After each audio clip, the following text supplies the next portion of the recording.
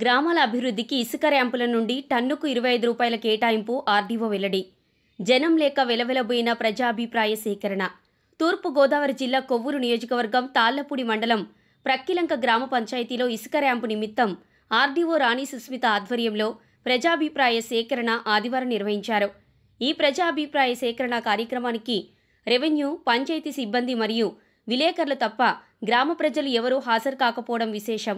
అనంతరం పంచాయతీ సిబ్బంది రవి మాట్లాడుతూ ఇసుక ర్యాంపుల నిర్వాహకులు ప్రక్కిలంక గ్రామాభివృద్ధి కొరకు నిధులు ఏర్పాటు చేస్తే బాగుంటుందని అన్నారు.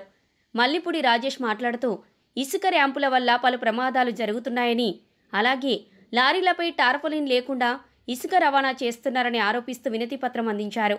అనంతరం ఆర్డీఓ మాట్లాడుతూ రోడ్లపై ఇసుక వలన ప్రమాదాలు జరుగుతున్నట్లు గమనించామన్నారు.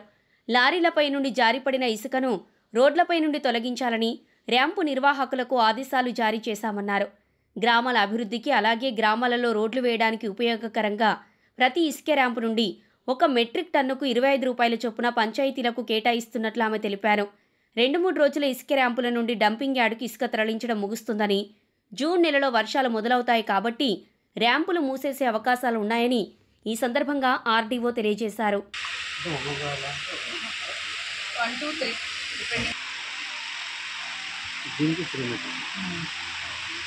అదే డిపెండింగ్ ఆన్ కమిటీ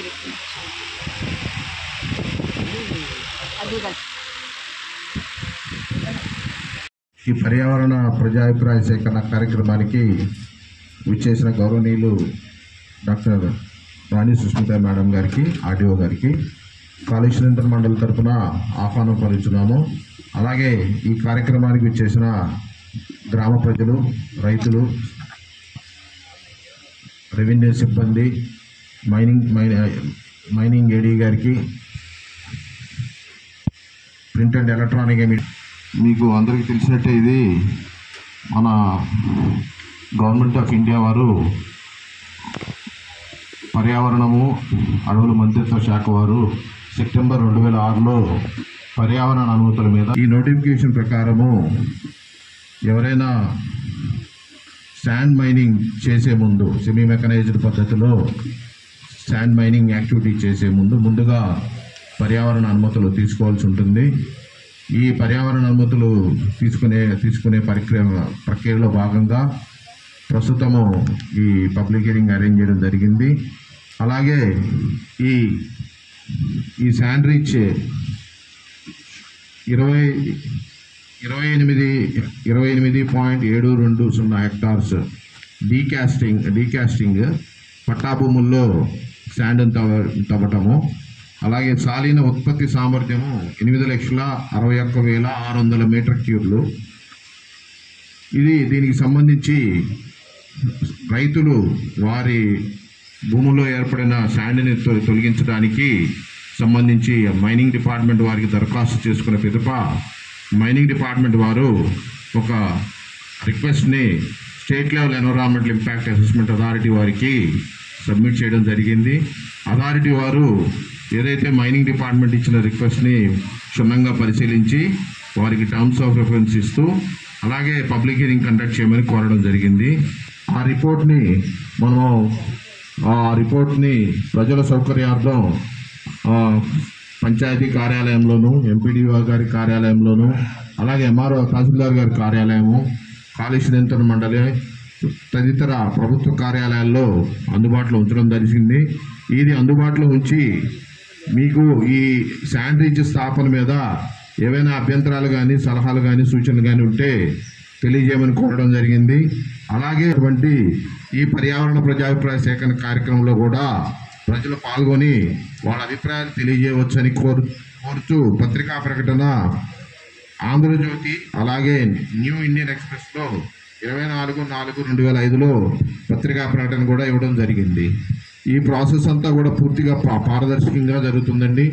మీరు ఏ సలహా కానీ, సూచన కానీ, అభ్యంతరం కానీ ఏది తెలియజేసినా కానీ దాన్ని పూర్తిగా వీడియో రూపంలో చిత్రీకరించడం జరుగుతుంది.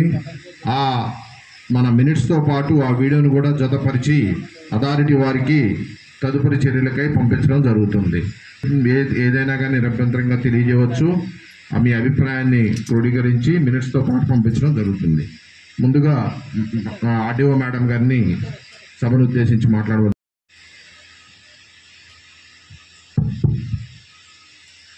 అందరికీ నమస్కారం అండి. సో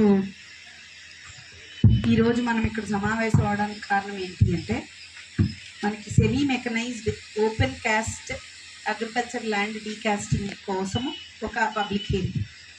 సో ఈ semi mechanised decasting of land అంటే ఏంటి అంటే, సాధారణంగా పంట భూములు ఎక్కడైతే నదీ ప్రాంతాలు ఉంటాయో ఆ ప్రాంతాల్లో ఇసుకలు పేరుకుపోయి ఉంటాయి కాబట్టి పంటకు పనికిరావు అని అగ్రికల్చర్ ఆఫీసర్ నిర్ధారిస్తారు. కాబట్టి అలాంటి చోట ఇసుక తీసుకునే అవకాశాన్ని, అంటే వాళ్ళకి ప్రైవేట్ వ్యక్తులు వాళ్ళ భూములు ఉన్నాయి, మరి పంట పండించుకోలేరు, మరి ఇంకా దానికి ఏది ఇంకా ప్రత్యామ్నాయం ఏంటి, వాళ్ళ జీవనోపాధి ఏంటి అంటే ఇసుక తీసుకునే అవకాశాన్ని మైనింగ్ అధికారులు చక్కగా ఏంటి అంటే ప్రాసెస్ చేసి ప్రాపర్గా రికమెండేషన్స్తో ప్రాపర్గా లైసెన్సెస్తో ఇవ్వడం జరుగుతుంది, ప్రాపర్గా తీసుకునే ఆర్డర్స్.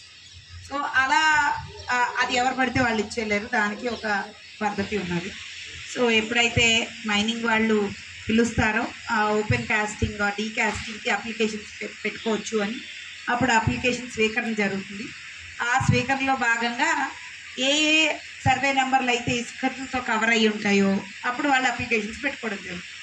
అది ఎన్విరో ల్యాబ్స్ వాళ్ళు కూడా ఎన్విరాన్మెంటల్ ఇంపాక్ట్ అసెస్మెంట్ చేస్తారు. అది చేసిన తర్వాత ఒక పబ్లిక్ హియరింగ్ కండక్ట్ చేయడం జరుగుతుంది ఇలాంటి. సో ఈ సూచనలు అవ్వచ్చు, ఈ నిర్మమాటంగా మీ అభిప్రాయాలన్నీ తెలియజేయచ్చు. ఈ అభిప్రాయాలకి అధికారులు సో కేవలం మీరు చెప్పింది, మీరు సలహా చెప్పినా, సూచన చెప్పినా, పాజిటివ్ అభిప్రాయం చెప్పినా, నెగిటివ్ అభిప్రాయం చెప్పినా రికార్డ్ మాత్రమే జరుగుతాయి.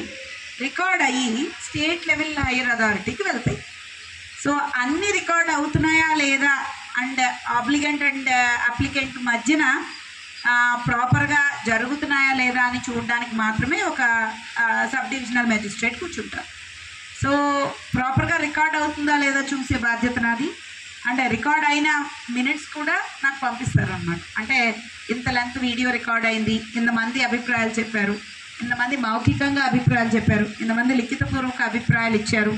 సో అంతేకాకుండా ప్రజలకి ఆల్రెడీ పబ్లిష్ అయింది పేపర్ వైజ్ అని ఒక చిన్న నోట్ నాకు పెడతారు, అలాగే స్టేట్ వైడ్ పెడతారు.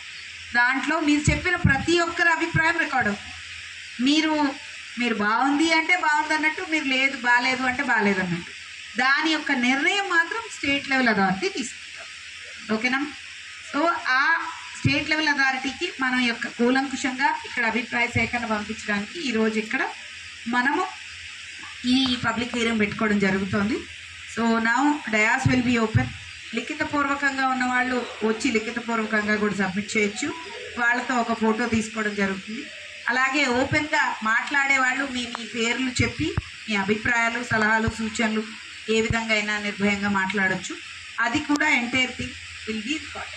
Okay, with that note welcome to all the ఏంటి అంటే పబ్లిక్ ఒపీనియన్స్, సలహాలు, సూచనలు, అభిప్రాయాలు కూడా మీరు చక్కగా వచ్చి నిర్భయంగా చెప్పాలని మనం. మీకు ఈ రీచ్ మీద ఏదైనా సలహా కానీ, సూచన కానీ, లేదా మీకు ఏమైనా అభ్యంతరం ఉన్నా కానీ దయచేసి ముందుకు వచ్చి తెలియజేయవలసిందిగా కోరుతున్నాను.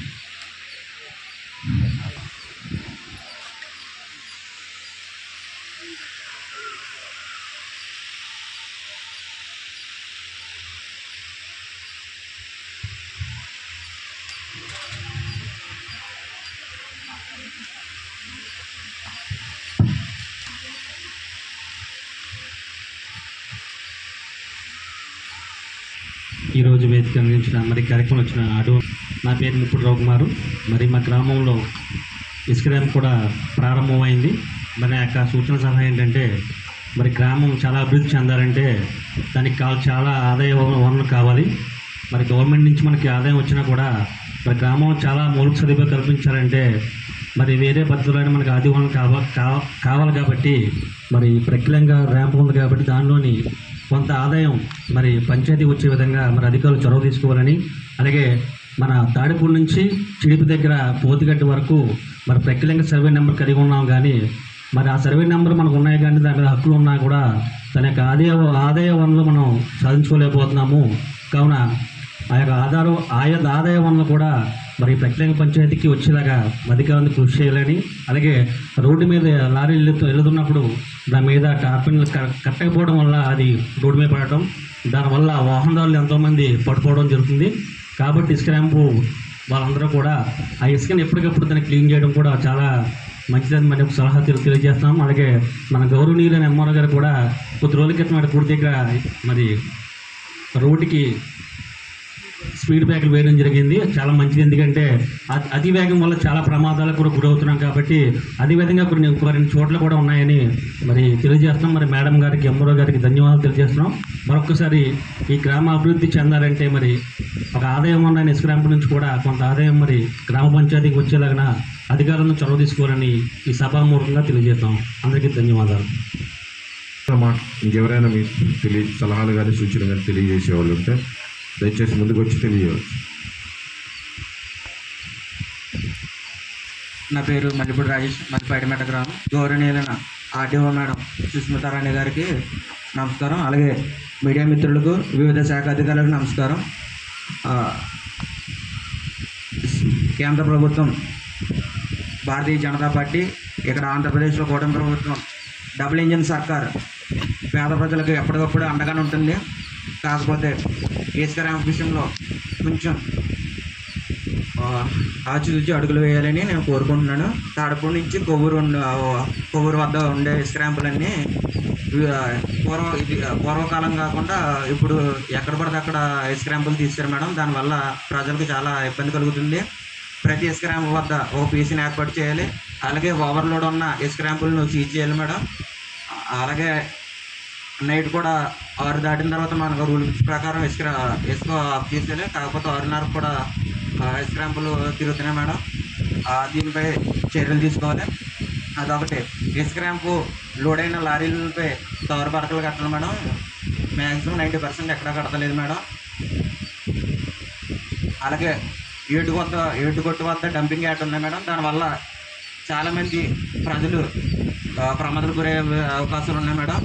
ఈ ఒక్క విషయంలో మీడియా మిత్రులకి కృతజ్ఞతలు తెలపాలి. ఎందుకంటే ఏ ఒక్క ప్రమాదం జరిగినా ఎప్పటికప్పుడు మీడియాలో ప్రమాదం జరిగిన వెంటనే దాన్ని సోషల్ మీడియాలో కానీ వివిధ పేపర్లో కానీ ప్రచారం చేస్తున్నారు. దీనివల్ల ప్రభుత్వం కొంచెం యాక్టివేట్ అయ్యి దీనిపై చర్యలు తీసుకుంటారు కోరుకుంటూ ధన్యవాదాలు మేడం.